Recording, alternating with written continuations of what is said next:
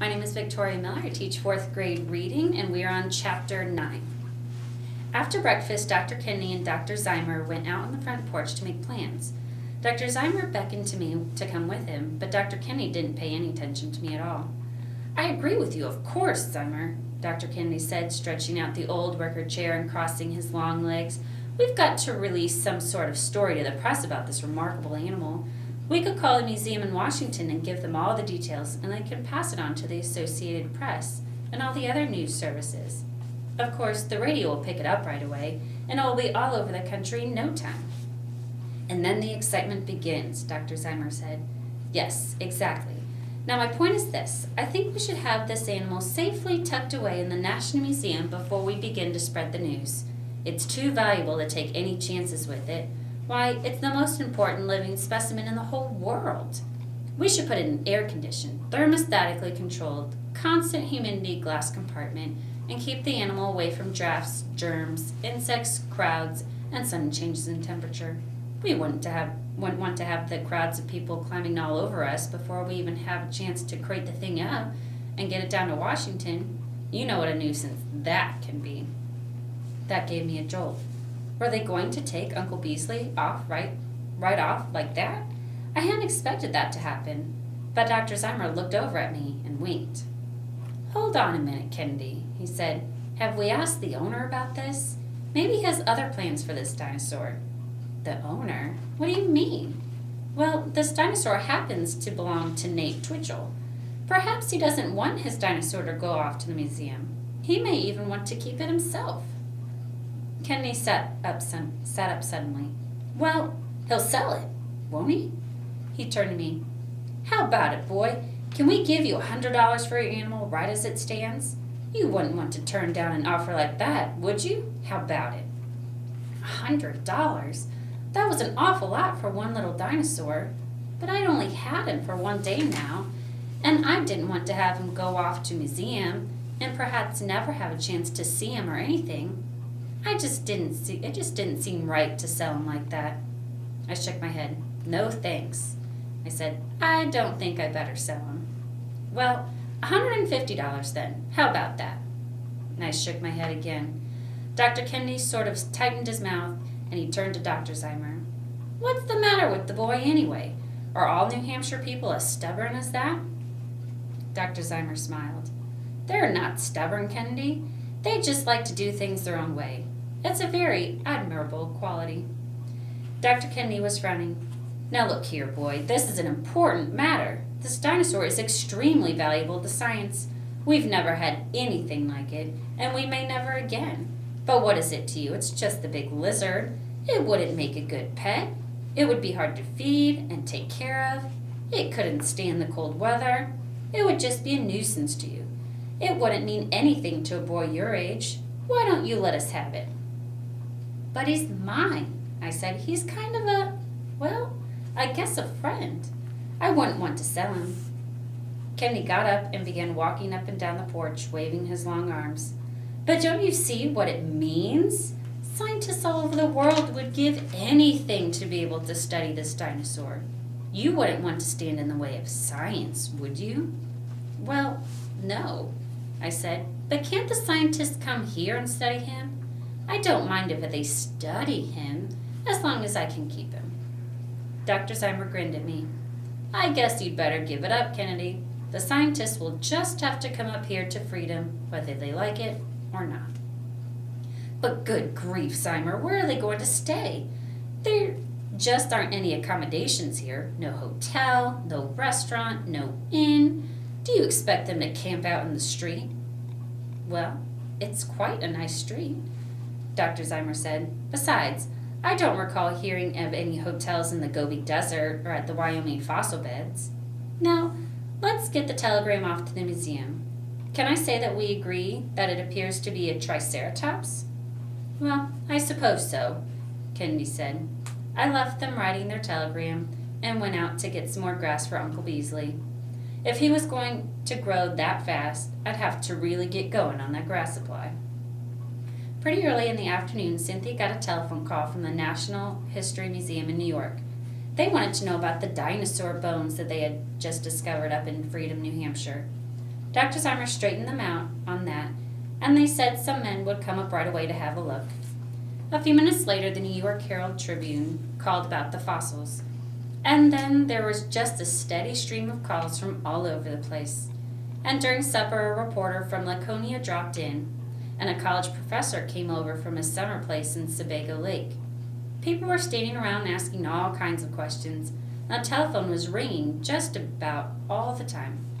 And when we listened to the news on the radio, we heard a deep voice saying, "And the strangest news tonight, folks, comes from a little village in Freedom, New Hampshire, where they claim a dinosaur has hatched out of a hen's egg at the home of Mr. Walter Twitchell. 2 scientists from the National Museum in Washington have examined the animal and report to that the best of their knowledge it is a healthy specimen of Triceratops, a dinosaur that became extinct about some 60 million years ago. So far, the 2 scientists had offered no explanation for the fact that this ancient reptile was hatched from a hen's egg. Now, folks, when it comes to soap, the first thing we look for is..." We turned off the radio and went back to answering the telephone. It sounded funny to hear our own name coming right over the radio, just as if it was some other family that we've never heard of. All the news broadcasts, the telephone calls began coming thick and fast, and Cynthia really had her hands full. She was having fun, though, and I had to wipe dishes in her place, so I didn't pity her too much. There were calls from all over the place. There was one from Boothbay, another from Prout's Neck, wherever that is, and then one came from a professor somebody over at Dartmouth College, and from the Animal Farm down in Nashua, and the Boston Museum of Science, and I don't know where all. It kept on all evening, and finally Pop told Mrs. Beebe that the telephone operator that we were all going to go to bed, and not to ring our number any more until morning. The next morning I did my chores as quick as I could. I almost forgot old Ezekiel down in the cellar. There was so much going on. I fed the chickens and milked the goat, and got a big armful of grass for Uncle Beasley. He looked even bigger than before, and his legs were getting stronger. I figured he'd be out of that pen again pretty soon if we didn't make it tighter. We hadn't hardly started breakfast when the phone rang. It was a newsreel outfit down in Concord that wanted to come up and make some pictures. Then a television man made an appointment for the next day. Pop started in on a big article for the Freedom Sentinel about the dinosaur, and he had me write a piece on how it feels to own a dinosaur. Later, he got Dr. Zimer to write out some of the scientific things about it. Dinosaur news filled up about half the front page, and Pop ran off and a lot of extra copies of the paper. "Well," Pop said, "I guess the town of Freedom's back on the map again. It's the first time anybody's heard of us since back in 1932, when we had the eclipse up here. We'd better make the most of it while we can. Even a dinosaur won't make us famous for long. Nate, you better take about 50 copies of the paper over to the grocery store, and we can put some on a table in front of the house." Pretty soon, some of the neighbors began to drift in to look at the dinosaur. Mrs. Parsons looked at it and kind of shuddered. Joe Champigny's father just stared and shook his head. Mrs. Dunn brought her 2 children over to see the funny animal, and then she went into the house to talk to Mom. I had to keep stopping them from throwing stones at Uncle Beasley. They're only little kids, but they sure can be a nuisance. Dr. Zimer and Dr. Kennedy came over, and right after that, the newsreel truck drove up. The men got out a lot of equipment and cameras and stuff, and dragged wires all over the place. They took pictures of the house and had me pick up Uncle Beasley and feed him some grass, and I had to say something into the microphone about how I first saw him after he hatched out. And then Dr. Zimer had to make a sort of speech about what kind of dinosaur it was, and what a big thing this was for science, and so on and so on.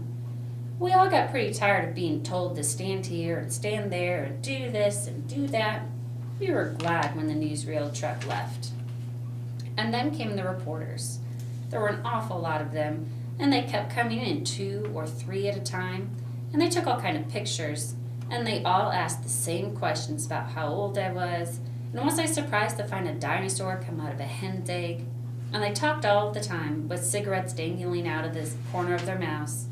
By that time, they were getting to be quite a crowd, especially out in the backyard.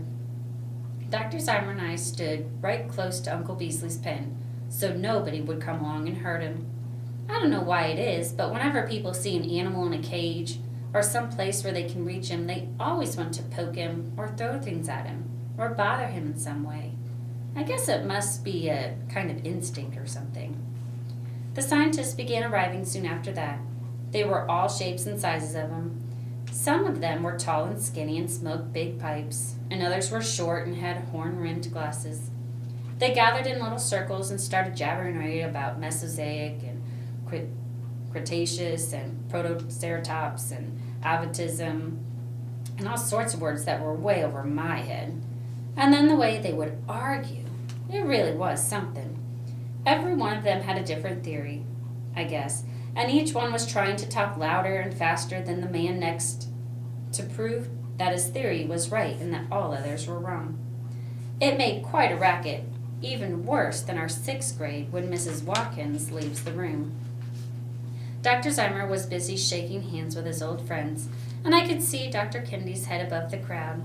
He was frowning and muttering things to himself like, "Place is a madhouse, bedlam, no order at all, completely unscientific, ought to be in a well-regulated museum," and things like that. I went to get another armful of grass, and I fed it to Uncle Beasley, and all the scientists crowded around and watched him eat. And of course, they all had to argue about that. Someone said something about mandibles, and they had to thrash that all out. And then there was a hot argument about 3-root molars. And it went on that way for the longest kind of time. As far as I could see, Uncle Beasley was just eating. But they couldn't let it go at all. Scientists really sound pretty funny when you listen to them talk that way. When evening came and it got dark, we sort of shooed everyone out so we could go in and have supper. It was pretty late, and Mom wasn't so pleased about having to keep dinner so long for us. "The idea," she said, "supper at almost 8 o'clock. I don't see why anyone has to get in such a state over a little animal like that. Even if it is a dinosaur, you'd think the world was coming to an end." "But it's very important to the scientific world," I said. "Oh, you and your scientific world," Mom said. "I should think the scientific world would know when it was time to go home for supper, instead of hanging around all hours and making people late for their meals." I don't think Mom ever could see what was so important about dinosaurs.